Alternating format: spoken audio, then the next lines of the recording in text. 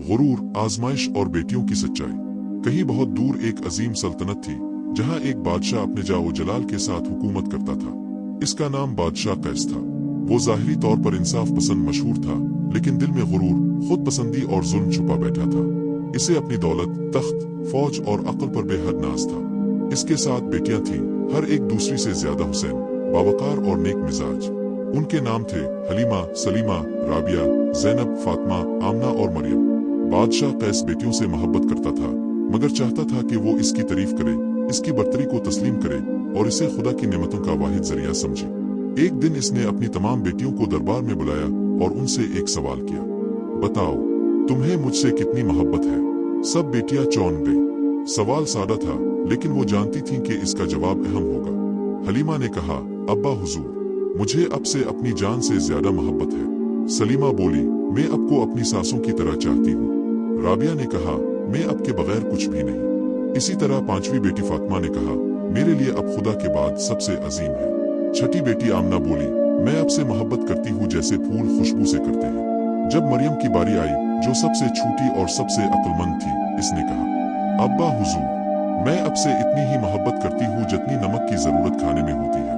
बादशाह कैस का चेहरा गुस्से से लाल हो गया। इसे लगा कि मरियम ने इसकी तौहीन की है। वो गरज कर बोला, नमक, क्या मैं तुम्हें इतना हकीर लगता हूँ? क्या तुम्हें मेरी हैसियत सिर्फ खाने में नमक जितनी नजर आती है? मरियम ने अदब से जवाब दिया, अब्बा हुजूर, नमक अगर ना हो तो लजीज से लजीज खाना भी बेजायका हो जाता है। मेरी मोहब्बत सादा है, मगर इसके बगैर जिंदगी की लज्जत बाकी नहीं रहती। मगर बादशाह के दिल में गुरूर था। समझने के बजाय इसने हुक्म दिया कि मरियम को महल से निकाल दिया जाए। दरबारी हैरान थे, बहनें रो रही थीं, लेकिन बादशाह ने किसी की ना सुनी। मरियम को एक पुराने घोड़े पर सवार करके जंगल की तरफ निकाल दिया गया। जंगल में मरियम को एक नेक औरत मिली जो इबादत गुजार थी और लोगों की मदद करती थी। इसने मरियम को पनाह दी और मरियम ने इसके साथ रहना शुरू कर दिया। वो दिन भर लकड़ियां जमा करती, आनी लाती और कुरान की तालीम हासिल करती।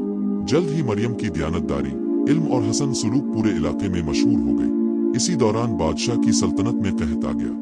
फसलें बर्बाद हो गईं, खजाने खाली होने लगे और अवाम में बेचैनी फैल गई। हकीमों, आमिलों और दरबारियों ने कई तदाबीर की, मगर कुछ फायदा ना हुआ। बादशाह कैस अब परेशान हो चुका था। इसे अपनी बेटियों की बातें याद आई, लेकिन सबसे ज्यादा मरियम की बात, नमक की मिसाल, दिल में खुटक रही थी। सच्चाई की फतह और बादशाह का तौबानामा। कहत की शिद्दत दिन ब दिन बढ़ती जा रही थी। रियाया फाका कशी का शिकार हो गई थी। बाजार सुनसान थे और बादशाह के महलात में भी खुराक कम पड़ने लगी थी। बादशाह कैस, जो कभी दौलत और इख्तियार के नशे में चावर था, अब परेशान और नादिम बैठा अपने माजी को याद कर रहा था। अचानक इसे मरियम की बात याद आई। अब्बा हुजूर, मैं अब से इतनी ही मोहब्बत करती हूँ जितनी नमक की जरूरत खाने में होती है। अब ये जुमला इसे ताजियाने की तरह महसूस हुआ। वो सोचने लगा, क्या वाकई इस बच्ची ने सच कहा था? क्या मैंने इसके अल्फाज का मतलब ना समझ कर जुल्म किया? उसी लम्हे इसे अपने वजीर खास की मौजूदगी का एहसास हुआ। वजीर ने अर्ज किया, हुजूर, हमने मुल्क भर में तलाश की, एक इलाका है जो इस कहत से मुतासिर नहीं हुआ। वहाँ की जमीन सरसब्ज है, खेतियां लहलहा रही हैं, लोग मुतमईन हैं। बादशाह ने फौरन हुक्म दिया कि इसे वहाँ ले जाया जाए। चंद रोज के सफर के बाद बादशाह अपने काफिले समेत एक हरे भरे गांव पहुंचा। वहाँ के दर व दीवार खुशबू बखेर रहे थे, नदी का पानी शफाफ था, बच्चे खेल रहे थे और हर चेहरे पर इत्मीनान था।